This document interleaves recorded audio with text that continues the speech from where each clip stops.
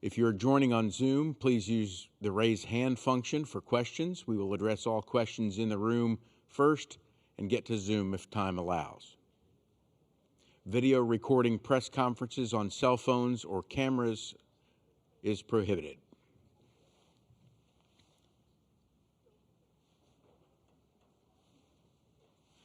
Gentlemen, come on up.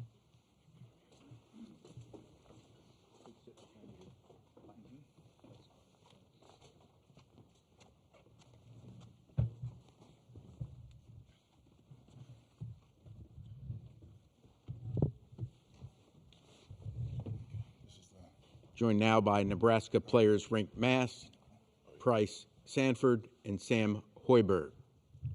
We'll open it up now for questions. If you have a question, please raise your hand. We'll go third row, second in from the right. Hi, Danielle Lerner with USA Today. Sam, how has your relationship with your dad changed since he became your coach here? And same question for your relationship with Charlie. How has that changed since he came and joined the staff? I wouldn't say it's changed a whole lot. I had an amazing relationship growing up and had an amazing childhood. As far as Charlie, we've been as close as you can possibly be my entire life, and him coming back has just been really cool to have him be a part of it. But we've created sort of, there's a little bit of professional relationship with how he's helped me in coaching me. I think that's probably where he's made his biggest impact, is how he's helped me with my offensive production. He's been huge for that. And then with my dad, I think we've done a great job of keeping it very player-coach relationship in practices. I don't think you'd be able to tell if you came to a practice that I was his kid. And, we probably have grown a little bit closer bond from it all, but in general, just still had an amazing relationship growing up, and it's maintained that way. Third row, far right. Right in front of you, right there. Thank you. Price, what do you think it will be like to face your former team, and how do you think the Iowa fans will react to you? I'm not really sure. It's not something I'm focused on. We're treating the game as any other game. So same approach as we've had all season, and just kind of block out that outside noise. So, because most of the players you played with are not even there anymore? Yeah, I did play with a couple of them. And I still have a lot of good relationships with some of the staff and the managers. So, still see them around and talk to them. But it is a very different team. Only 2 players stayed, but still have good relationships with them. Second row, second in from the left. Robin Wash, Husker Online. Rink, when a lot of times coaches save like different wrinkles and sets for postseason play, given this is your third meeting with Iowa, like how are you preparing for something new against an opponent that's so familiar? We've kind of opened the entire playbook. Throughout the season, we've added new sets. We've gone away from some things that teams scouted, but we added everything. We've added some new stuff. So, just everything's open, and we got a bunch of guys with a high basketball IQ, so that definitely helps with just having a huge amount of sets that we can go to. Fourth row, second in from the right. Blake Schroeder, Scarlet Schroeder on first. Sam, after you guys have accomplished what you've done in winning the program's first tournament game, now the first Sweet 16 appearance, is there a sense of maybe being able to play more free now that monkey's off the back, per se? Yeah, I think that kind of came off after that first game for sure. I talked about it a lot. There was a ton of anxiety with that game, just knowing that, especially for the seniors like me and Rink, if we didn't get that win, we would have never been able to come back and do it. So it was nice to get that free off your back, but every game is super high pressure now. So just get back to doing what you did all year and preparing for the game plan and executing the best you possibly can. Third row, second in from the left. This is really for all the players. Last week the crowd atmosphere at the regional was unlike anything we've seen before. What are you guys expecting here with a little bit more ticket competition, and what's your message maybe to the Nebraska fan base coming down here? Rink, will you start that off, please? Obviously we're a little further away from home. All the fans that I talked to in Oklahoma City all said that they wanted to try and come down here. But, like you said, we've got some competing fan bases here. Houston's a couple miles away. There's some competition for those tickets. But for any Husker fans that have made it out here and will be in the arena, let's try and be as loud as you can, and I know Husker fans will support us no matter what. Bryce? Yeah, I mean, we have one of the best fan bases in the nation, so we know that they're going to show out. I hope it can be like Oklahoma City, but it's probably hard to do. So, yeah, we know that they're going to show out for us. Sam? Well, I was looking at how far Memphis was from Lincoln in comparison to here, and it's pretty close. And I know how much of a crowd we had a couple of years ago there, so I fully expect it to be another really good crowd. Probably not to the extent of Oklahoma City, but yeah, I've said it all week. We have the greatest fans in the world, so expecting a good crowd. Please raise your hand if you have a question. Okay, gentlemen, thank you. Hey, you guys. Thanks.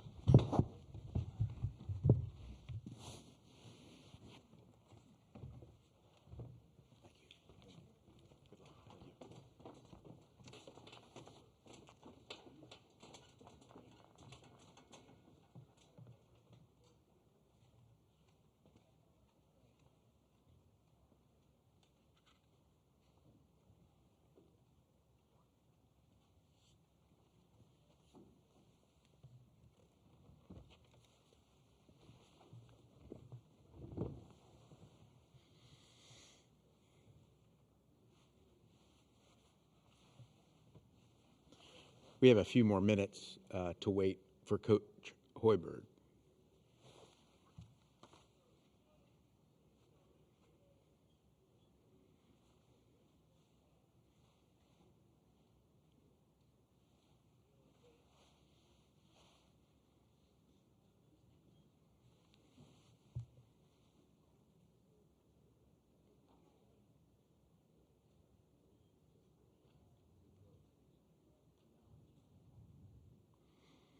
Satellite information for today's press conferences.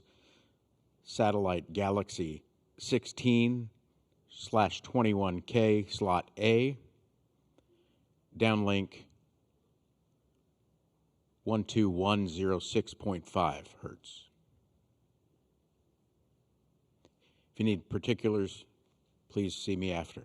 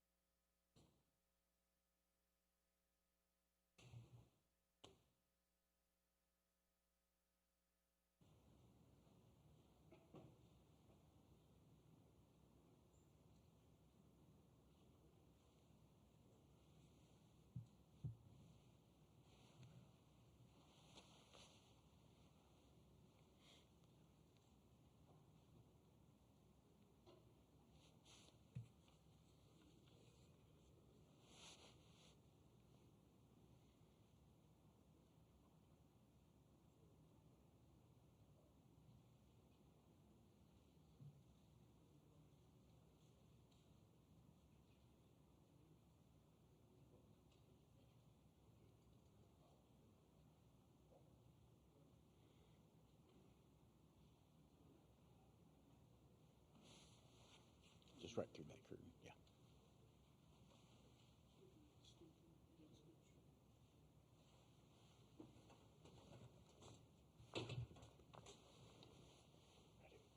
Thank you.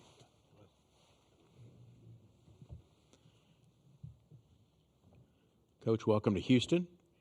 We'll have you make a short opening statement, and then we'll open it up for questions. Yeah, it's great to be here in Houston. Love this arena, coached in it, and actually was in this practice facility with numerous practice times here. So it's great to be back in Houston, and just really excited for the opportunity to continue to compete in this great event. Playing a really tough opponent in Iowa, was so impressed by their win over Florida and all the things that they did in that game to get the victory there at the end. We know them, they know us, and had two really highly competitive games against them this year, essentially one possession games in both of them, and excited about the opportunity to compete tomorrow.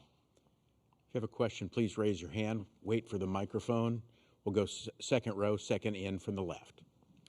Robin Washut, Husker Online. Fred, from your experience, the deeper you get into NCAA tournament play, how much of these games come down to like a coach's chess match, especially against an opponent you're facing for the third time in the season? Yeah, I mean, obviously we've got our game plan. Iowa has theirs, and now it's all about going out and executing and figuring out a way to make adjustments if things aren't going according to plan. And it is, when you look at the two games that we played earlier this year, very, Iowa with the way that they control pace and control tempo. I thought they did a great job with that in those first two games. They get up 10 early on Clemson and did the same thing, got a double-digit lead against Florida, and they were able to control pace and tempo for the entire game. That was the story, I thought, in our two games as well, and they do as good a job as anybody. Ben does a phenomenal job of getting his guys in the right spots, with Sturtz being one of the most clutch players in this tournament and in all of college basketball. But what they're doing with Combs right now, he's handling the ball a lot as well. They're using Sturtz a little bit off the ball. The way Koch is shooting, he's shooting 54% over his last 5 with 18 made threes. And really everybody. Banks coming off an unbelievable game. And, it's going to come down to a lot of little things, Robin. Rebounding is going to be very important in this game. It's going to be a possession battle, taking care of the basketball, very important at this time of year. And, with what Iowa did, having more offensive rebounds than Florida was so unbelievably impressive. And also having 15 offensive rebounds against Clemson. And I think won the Battle of the Glass by 13 in that game. So, just they're playing their best basketball this season. I like how we're playing right now, and it should be a fun game tomorrow night. Third row, right side. Hi, Fred. Chad Leistico, Des Moines Register. Good to see you. What have you learned in the limited time you've had to coach against Ben McCullum? And what do you feel like it's a chess match of adjustments this third time or not? Yeah, I mean that's obviously important. And we watched the two games that we played against them. They watched the two games that they played against us. And it is all about going out there and making adjustments. And, again, you've got a plan, but if things aren't going according to plan, you got to be ready to adjust on the fly, and hopefully your guys execute it. I thought our guys did a really good job when we switched up our defense late in the game against Vanderbilt, and we found out a way to go slow down their momentum. And that's what this time of year is all about. If you have any chance of advancing, you have to have great execution in everything you do on both sides of the ball. But yeah, Ben he's been elite at what he's done in year one with the roster and getting the right guys that fit his system. And when you have a guy like Sturtz, that was the other impressive thing. I mean, Sturtz goes 0 for 9 from 3, and they beat the number 1 seed and one of the best teams in the country. So they're playing at a high level, and we're going to have to be on point. We're going to have to play as well as we have all year if we want to have a chance to win this game tomorrow and continue on and advance. And, I feel good about what we did. Vanderbilt was an unbelievably quality opponent, and I thought our guys did a great job of going out there and getting off to a fast start, built a little bit of a lead, got a cushion. They made their run, and our guys did not panic. And that's the other thing at this time of year. You have to handle adversity well, and our guys, for the most part, all season long have done that, and I think Iowa certainly has done that as well. Front row, right side. Joseph Duarte, Houston Chronicle. Fred, I'm not sure how much interaction you've had with Kelvin since your playing days, but he tells us a story about having to face you on your senior night. Yeah, they whooped us. Just any interactions that you've had with him recently, or just that relationship that you've had over the years? Yeah, I did. Mark Pope and Kelvin called me the year before when Mark was at BYU. They were at Media Day, and he was telling me the story about when he was at Oklahoma, and they had a great team. Ryan Miner was an unbelievable player in the old Big 8 conference in that one. It's a game I certainly want to forget. I went 3 for 16 in that game, but that's Kelvin. I mean, that's his defense. He's hung his hat on with that and his physicality. we played in the same region as them 2 years ago, so I was able to catch up with him there as well. I just, just a really incredible quality human being. That's one thing that I know about Kelvin, and have competed against him as a player and in a little bit as a coach. So, just think the world of him, and certainly what he's doing right now. He's got a team built to cut down the nets. Fourth row, second from the right. Blake Schroeder, Scarlett Schroeder. Fred, in the midst of this historic season, first NCAA tournament win, first appearance in the Sweet 16, have you personally been able to take just a moment to kind of soak in what this journey and what the season has meant to you? Oh, not really. It's it's on to the next. And if you get caught up in it, and if you get satisfied, you're not going to last very long in this tournament. And again, I look back at the team that we put together all season long. They found a way to move past it. And whether it's been a tough, devastating loss, our guys have found a way to regroup and refocus, or if it's been a big emotional win. And that's what it was this last weekend. Did we celebrate? Absolutely we did. I think every team that's in this position right now celebrates it, but then you got to get over it. And then you got to get back in the gym, and you got to put a game plan together, and you got to watch a lot of film. And then it's all about going out and executing everything that you've put in to give you the best chance of continuing to advance in this tournament. And when I look back at this journey all season long, that's what's been most impressive, I think, about our guys, is they've found a way to move on to the next assignment. And, certainly this week with playing Iowa, our guys, we know them, they know us. And, we put a game plan together that hopefully will give us a chance. And, now it's about going out and executing. But yes, you have to celebrate it. I've talked about enjoying the journey. I mean, you have to enjoy this process. I mean, this team will be remembered forever as the first team to get that NCAA win. And, there's something to that. But at the same time, when I ask them after the game, are you satisfied, do a man, they say no. Third row, second from the left.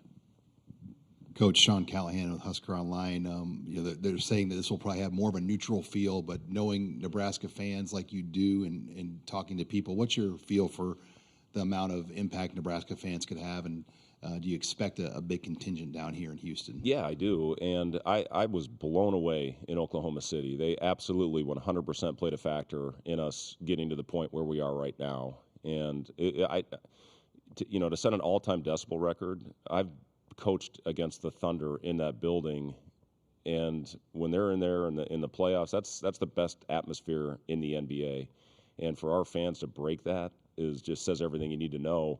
And it was 98% Husker fans in there in that building. And when Frager hit that shot, the roof blew off the place. And then, when that shot rimmed out 8 times, then the celebration began. It's been really special to share this journey with them because of everything that they've gone through with, across all sports. And, for us to be able to go out there and, celebrate with them, I thought was really maybe a highlight of the season for our team, just because of everything that they've done for us. They've really helped us have some signature wins, and I know that they're going to show up in a big way tomorrow night. Fifth row, far left. Hey, Fred, Tom Chattel, Omaha World Herald. Could you go back to 2022 when you hired Nate? You go get Sam Griesel. What was the whole thought process there? What like you started changing the way you were going to play? Yeah, well, Nate and I have been together a long time. I hired Nate to come in, and he was my video guy at Iowa State. I brought him to the Bulls with me. He went on to Windy City in the inaugural season with the G League team. Brought him back with Chicago, and the best thing to happen to me was when Billy Donovan didn't retain him. That allowed me to get reunited with Nate, and he's just so detail oriented in everything he does. And the passion you see on the sidelines in the 40 minutes, that's how he is every day. And he's just, he's allowed me to focus on the other side of the ball. I've completely turned the defense over to him.